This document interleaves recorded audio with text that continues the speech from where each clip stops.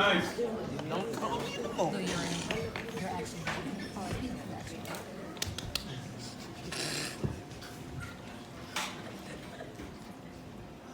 On having my first therapy session, Come on. she said, "You are like one who keeps going despite adversity."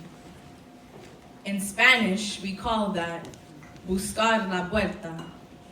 It means to find a way around. It had only been 30 minutes, and for the first time, it felt like someone summed up my life in one sentence.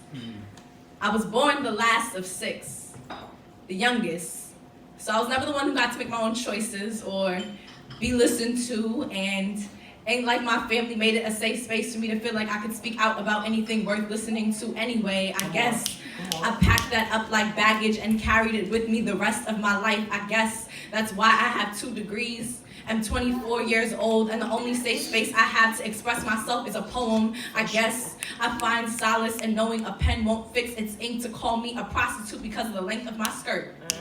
Won't dispose of me because I am Christian. Won't call my Jesus white or leave me black and blue from an incident. Won't hate crime my friends because they are queer. Won't hate crime me because I defend them. Won't place me in a box. Hinder me from growing up so much I forced myself to move out. You see, I know vocal cords that were snatched before I ever got to play them.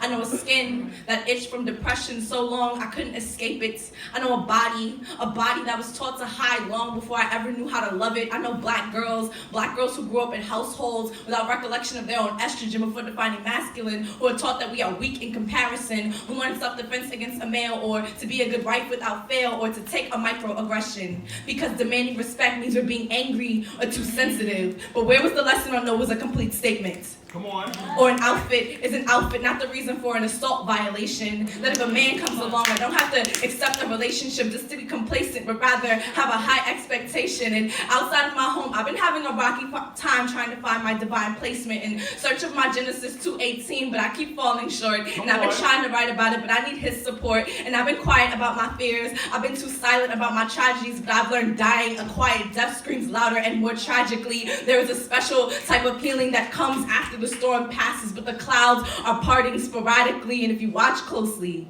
they will tell a story on how one can be whole despite how much they've been broken, how past mistakes don't define me and don't have the key to where I'm going, how my God is constantly painting away at me. Picasso ain't got nothing on him, Mona Lisa ain't got nothing on me, and I am still a perfect work of art imperfectly, and that is why I am in therapy.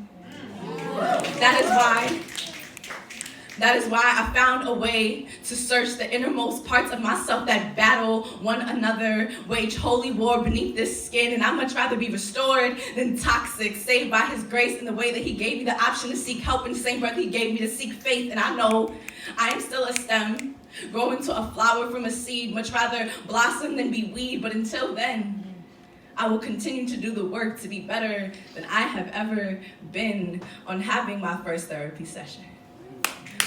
I walked out the room, grappling with my emotions, on a long walk alone and a cold train ride home, combing through my unkept thoughts, flipping through unfinished notes in my phone, having given more of myself in 1 hour than to anyone or anything in a long while, and realized that I am still trying to write that poem.